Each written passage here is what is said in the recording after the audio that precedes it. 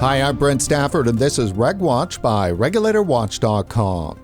For decades, tobacco control has relied on excise taxes to drive smokers away from cigarettes. As prices go up, smoking goes down. But in Canada, what happens when those same taxes are applied to safer nicotine products proven to help smokers quit? The result might not be less harm, but more illicit trade, rising crime, and a return to smoking. Joining us today to discuss the impact of excise taxes on the Canadian vaping industry is Sam Tam, president of the Canadian Vaping Association. Sam, it's great to see you again. Thanks for coming back on the show. Brett, thanks for having me. Sam, it's been 2 years since the Canadian vaping industry faced a major push for a national flavor ban. What happened with that effort? There's a mutual understanding that flavor bans are not the solution to reducing youth vaping in Canada. But most importantly, youth vaping has declined nearly 60% since its peak in 2019. And it's clear the unintended consequences would only benefit the illicit trade and put public health, especially our youth, at even more risk. So Health Canada is focusing their efforts on education and prevention. And that is important to ensure that parents and teachers and coaches have the tools that they need to address youth vaping. Now, which provinces in Canada are currently under flavor restrictions? So the current provinces and territories that have flavor restrictions are PEI, New Brunswick, Nova Scotia, and Quebec. They've fallen for pretty much the same trap in terms of imposing these restrictions. In the end, flavors continue to be sold and youth vaping rates remain high in those provinces. So, Sam, who has been driving these flavor bans? Who's doing the pushing, and how much pressure were they putting on government? Well, first, Brent, I would want to commend our government, especially Minister Yara Sachs, for not caving into the pressures by these nicotine control groups and health NGOs. I'm certain the pressure was high, but government needs to do their homework and consult with all stakeholders and have all sides of the story before considering harmful policies that don't really address the impact of these policies. But clearly, this continues to be the push, and we're still seeing this today. Sam, give us a sense of the Canadian Vaping Association. Who do you represent? What's the scope of that retail network? And how large is the industry in terms of revenue and employment? The Canadian Vaping Association represents manufacturers, distributors, and specialty vape retailers in Canada. We are a not-for-profit organization. The Canadian vaping industry is a $2 billion industry based on retail sales. Health Canada's recent data shows that the industry is a $1.2 billion industry in wholesale value. There are more than 3,500 specialty vape retailers across the country, serving close to 2 million Canadian adult vapers that have chosen a less harmful alternative to smoking. Sam, we recently had economist Dr. Michael Pesco on the show. He shared his new research, which shows that there is a 30% reduction in nicotine vape sales in Canadian provinces with flavor restrictions. Are you seeing the same impact? But the numbers that we're seeing is more staggering. We represent the legal vape product licensees in Canada. And places like Quebec, we are seeing a 70% decline in legal sales. And our members are not, and our members that do business in those provinces are not able to recover at all. What's sad is flavors still remain available, but non-compliant products are filling that void. Clearly, the impact would be in other provinces that do have flavor bans. It would be at least 30%, but we're seeing much greater numbers. Dr. Pesco's research also shows that flavor bans don't just reduce vaping, they can increase smoking, with roughly a 10% rise in cigarette sales in those provinces. What does that tell you? I think it's clear that flavor bans don't work, and the unintended consequences, and absolutely the worst case scenario is those people going back to smoking cigarettes, which remains the number one killer in our country, contributing more than 46,000 deaths each year. It's important for policymakers in those provinces that have a flavor ban to have a reflection. Did these policies achieve what was intended, or was it a complete failure? I mean, in the end, the government are left with tackling all the problems, including revenue losses for poor policy decisions. Meanwhile, health NGOs and nicotine control groups get away from being accountable for the problems that they've created for government. If flavor bans increase smoking, how are they seen as beneficial to public health? Well, we are seeing a trade-off being made here in public policy. Prevention. We look at preventing youth initiation outweighs adult choices, right? Flavor ban policies are being pushed globally, not just here in Canada. It is seen as a solution in preventing youth initiation, and unfortunately, it's the narrative that's being used. But we all know prohibition never works, right? CVIC has always emphasized the need for education and prevention, and more work is needed, especially aligned communication from all stakeholders. Sam, I'm sure you've seen this troubling video out of Ontario. A masked individual smashes the front window of a vape shop and breaks in. Inside, gasoline is poured across the store before the individual exits. Moments later, an ignition source is thrown inside and the store erupts in flames. This isn't an isolated incident. In recent months, multiple vape shops have been targeted in similar attacks, some just minutes apart on the same street. Police and shop owners say these are coordinated attacks, not random vandalism, and many believe they're tied to the growing illicit vape market. Sam, what do you make of these attacks, and how large is the illicit vape market? Brett, this has become a widespread problem. I mean, the illicit market is continuing to grow and is quite significant. We have seen this ever since the implementation of excise taxes on vaping products. Vaping products have become extremely expensive and the tax rate extremely punitive. These actions are clearly tied to illicit market and organized crime because those are willing to commit crime, as your example shows. These arsons are they're really willing to commit additional criminal activities. What we've seen is things like money laundering, tax evasion, more addictive products that are being sold in the marketplace. These are all signals of organized crime involvement. So, Sam, just how large is the excise tax burden on vaping products in Canada right now? Relatively large, Brent, and it can, and I think, when we look at the current excise tax rate, that is the key reason that is driving the growth of illicit vaping products. Excise taxes need to be reasonable, affordable, and not excessive in order to ensure it doesn't fuel the growth of the illicit market, often much cheaper than legal products. And what's the percentage increase? In 2024, those provinces that have joined the excise coordinated framework saw an increase of 124%. Basically, the tax rate was doubled. And also there was a further increase of 24% with those provinces that have joined. So in total, in 2024, vaping increased by 124%. And there was no other product in this country that received such an increase in that tax year. So vaping tax is extremely punitive and high here in Canada. And you mentioned in Canada, how does our country relate to others? Currently, right now, Canada has among one of the highest excise taxes on vaping products among the G20 countries. To provide some example, Canada's tax is 5 times higher than that of the UK.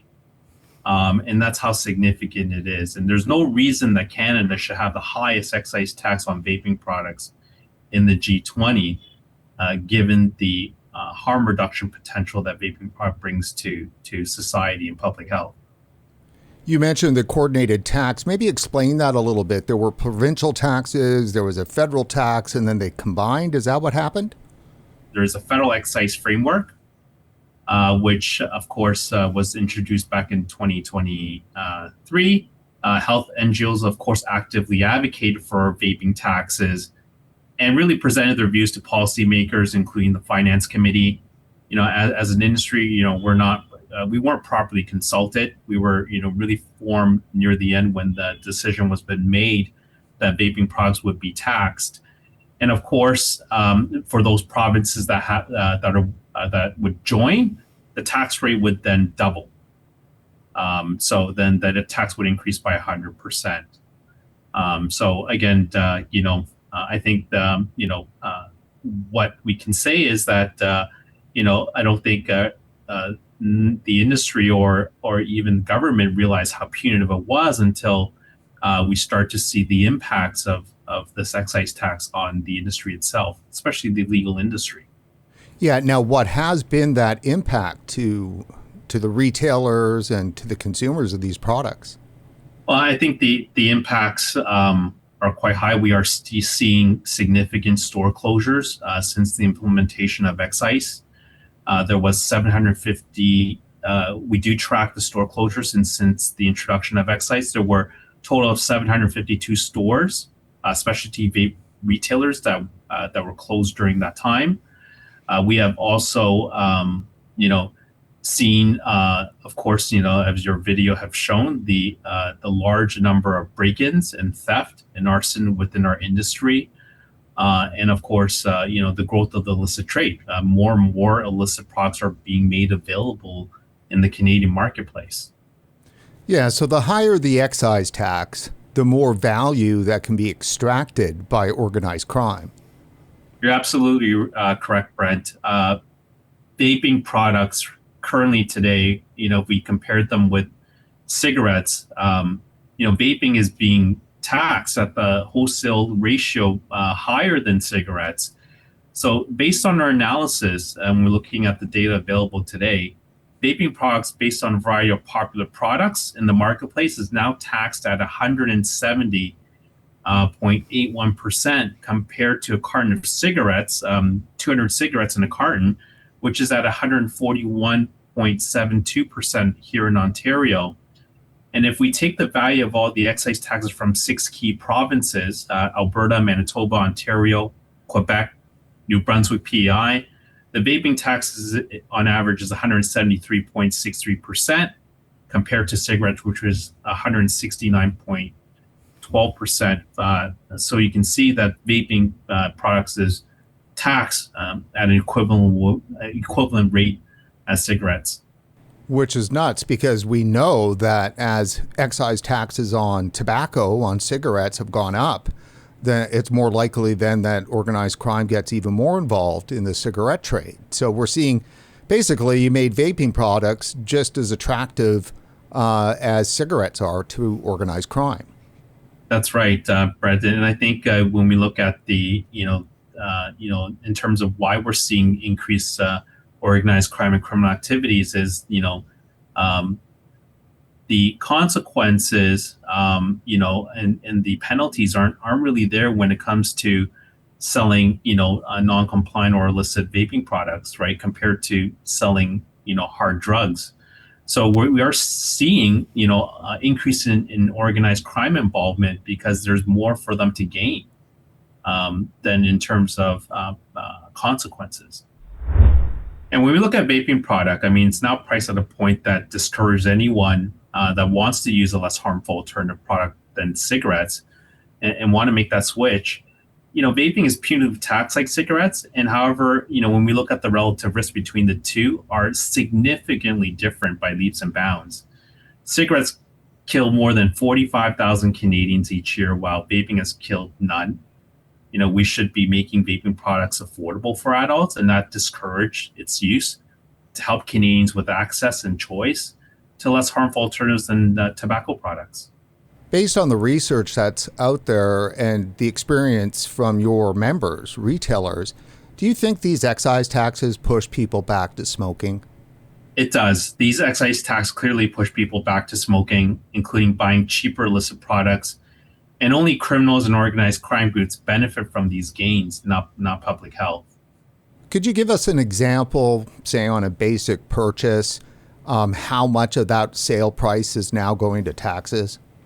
Brett, if a product is $50 retail, we'll just say taxes could be more than $20. So, for instance, excise would make up at least $15 of that tax, and the rest is also HST, your harmonized sales tax. So you can see, oftentimes the excise is more than the product cost at wholesale, which means that small business retailers would need significant amount of money to buy the product to stock their shelves. And because the tax they need to pay is equivalent to the product, or if not, sometimes more than the product cost, you could imagine the significant impacts here, right, to small businesses. So, this is, clearly a lot of money is taxes, and that's why it's become unaffordable. Sam, when policies make safer nicotine products less accessible and less affordable than cigarettes, are we looking at a system with inverted incentives? Yes, Brett. I mean, public health policy should encourage smokers to move away from combustible tobacco, which is widely recognized as the most harmful form of nicotine use. If safer alternatives are restricted, overtaxed, or made less appealing while cigarettes remain comparatively accessible, the system risks pushing behaviors in the wrong direction, right? I think, we all know Health Canada has a goal of reaching less than 5% smoking rate by 2035. This, of course, would undermine that effort. So if that's the case, how do policymakers justify the flavor restrictions and the high excise taxes, seeing at least the results that people are going back to smoking? How do they justify it? I mean, it's tough. I mean, policymakers typically justify these measures by focusing on youth protection and overall population health. Even if that means that this creates tension with smoking reduction goals. I mean, we've seen that happen, right? In 2024, we've seen the flavor ban push, right, to protect youth. And regardless of how many people have successfully quit smoking using vaping products, I mean, more than 2 million Canadian adults use vaping products today. Anti-vaping NGOs, I mean, continue on with their narrative that vaping is seen as a potential entry point to nicotine use. And these policies to government, that they're pushing aims to reduce the appeal, accessibility, affordability, right? They're always advocating for higher taxes, right? Flavor bans, all types of bans. There's no doubt, youth prevention is a priority, but, harmful policy is not the right pathway. Education prevention should be the focus. And Health Canada has actually developed a comprehensive program to help youth quit smoking and vaping. It's called I Quit For Me. The CBA has been very active in promoting the program. We've promoted the program to more than 230 school boards across Canada. And it focuses on awareness, and these tools are great. It should be a top priority, for not just for all stakeholders, rather than imposing on restrictive policies. Do you think Health Canada has been, a bulwark a little bit in terms of, holding the anti-nicotine crowd in Canada at bay slightly, or maybe a lot? Well, I think Health Canada, from my perspective, they're taking a different approach. I think they're looking at all sides in regards to what restrictive policies, what are some of the, unintended consequences. They are using examples, for instance, looking at the impacts of flavor bans and restrictions in countries like Australia. What has that done? And many of the viewers that may not know, Australians' vaping industry is now run by organized crime. It's a complete disaster, those policies clearly didn't work. And, the government there seems to be clueless in terms of how to tackle these issues. And I think, Canada has learned from that, and they do not want to, have these same type of experiences happen in our country. And I think we're on the right track. I think Health Canada is, consulting all stakeholders, right, and of course addressing, key issues that relate to vaping. fire tearing through a tobacconist in Melbourne's northern suburbs in the early hours of this morning. Yeah, well that's all the stuff inside. Explosions scattered shrapnel for hundreds of metres across Craigieburn. You have a gas bottle in your backyard? Yeah, it's split open, so it's a sheet of steel, buried about 6 inches into the dirt. Police are now investigating if this fire is linked to dozens of others in Victoria, part of an ongoing conflict between organised crime and bikie gangs.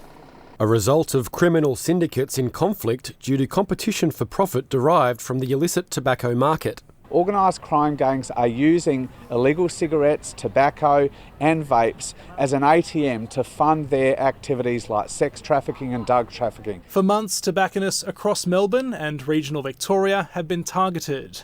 Last night's fire in Craigieburn follows blazes in Sunshine, Altona, Croydon and Moe, just since Christmas. It's now pushing the federal government to action. It's launching a new $190 million crackdown on illegal tobacco and vapes nationwide. This will be an end-to-end crackdown to do all that we can to shut down this illegal trafficking at its source before these illegal cigarettes reach Australia's border in the first place. Trying to push them out of tobacconists, where vapes in particular are often sold to young people, and cut off a revenue stream for organised crime. The government's taken their foot off the pedal, and you've allowed over the course of the last 18 months for these organised crime groups to really take hold. A public health problem taking a dangerous turn. In Australia's, government policy has really destroyed the legal vaping industry and handed this over to organized crime and the illicit trade. And, vaping is a significant industry, is a, billion-dollar industry. And you can see, clearly it's worth it for organized crime to try to gain control of that. And I think we can learn from those lessons that Canada doesn't want to repeat in terms of what's happened over there in Australia, and ensure there's a viable legal industry here in Canada. Sam, at this point, is it still credible to say that this is unintended, or are these consequences being tolerated in pursuit of other goals? At this stage, it's become increasingly difficult to characterize these outcomes as purely unintended. While the original intent, particularly around youth protection, is understandable, the resulting impacts are now better understood and should be part of the policy conversation. That we know what the impacts are and we've seen it, right? That said, I wouldn't frame these consequences as being deliberately tolerated. Rather, this reflects the complexity and balancing between public health objectives, where some trade-offs may not have been fully anticipated at the onset. From our perspective, this underscores the importance of continued engagement with government. If we want to improve outcomes, the industry needs to work constructively with policymakers and bringing forward evidence, sharing real-world insights, and ensuring that these impacts are clearly understood. So if these outcomes are predictable, why aren't they being corrected? Well, Brent, I think CVA will have that opportunity to address policymakers on these challenges and issues. And we look forward on our engagement as we continue our dialogue with government in 2026. Misinformation in the media has always been our concern, and we have addressed this issue with Health Canada. It's not helpful when that misinformation and disinformation is being spread, and we look forward in hopefully shaping the narrative. And it's really important that our expectation from the media is to highlight the facts. And I think there's a lot of work that needs to be done. Vaping is a very, we've seen a lot of studies that have come out recently that has highlighted that vaping is the most effective, harm reduction tool to help people stop smoking, even more effective than nicotine replacement therapy, right? Coming out of the University of Oxford. So I think, why is those studies not in the media? Why are we not talking about, how helpful vaping can be to reduce smoking rate in this country? And I think no doubt there's a lot that needs to be done when it comes to misinformation and the spread of misinformation, disinformation. And and we're looking forward to tackle some of those challenges. Sam, what could Health Canada do to address the mismatch between what smokers need versus what's allowed? I mean, Health Canada could revisit and allow the industry to use relative risk statements and look at all the opportunities that could be deployed. And we look forward to sharing those ideas, in 2026, and I think there's a real opportunity there. Now, that's something Health Canada promised some years ago. That's right. Brent, it was really interesting. When we talk about the relative risk statement, I was actually, it was presented to me in Ottawa, many years ago by the former Director General of Tobacco Control. And that was a time when, these statements would have been helpful to help those that are smoking, to choose a less harmful alternative. And, unfortunately, those relative risk statements have been revised. And I think until the day that youth vaping rates are declining and the challenges when it comes to youth use has been addressed, they remain, they remain not available. But I think there's an opportunity today, given that youth vaping rates have declined more than 60% since its peak. How are we going to reach the less than 5% goal? And I think that communication, Canadians deserve to know, the benefits that vaping can bring if they're not able to successfully quit smoking using other forms of nicotine products. So besides the relative risk statements allowing that, what are other changes that could be made that would have a big impact? I think, at the provincial level, some major impact that we could see is, the provinces, kind of reflect on the flavor ban policies that they've imposed. And, we look at some of those provinces that do have flavor bans, they have increased smoking rates, right? We've looked at Quebec, the leisure market research report has clearly showed that flavor bans don't work. It increases smoking rate. We look at Nova Scotia, right? They've had increase in smoking rate and potential tax revenues that from cigarettes, where that's not something that the government should be proud of. I think there's an opportunity to create new policies, remove flavor bans, but I think there's more that we can do as a stakeholder to help government look at prevention education, which is needed in schools, right? And making sure that parents are equipped with the right tools to address those issues with their children. So I think there's a lot of opportunity here, and I think given that youth vaping rates have declined, I think there's more that we can work together with all stakeholders.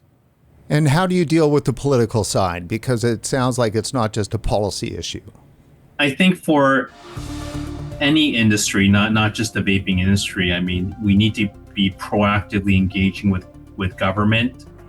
That is very essential when it comes to making sure that the leaders of our country understand what we represent as an industry, how we've been helpful when it comes to policy recommendations, and that we need to play an important role. I always talk about public-private partnerships. There's a lot of things that government needs from the industry, right? We are the experts. We know the ins and outs of the industry. We know what's happening.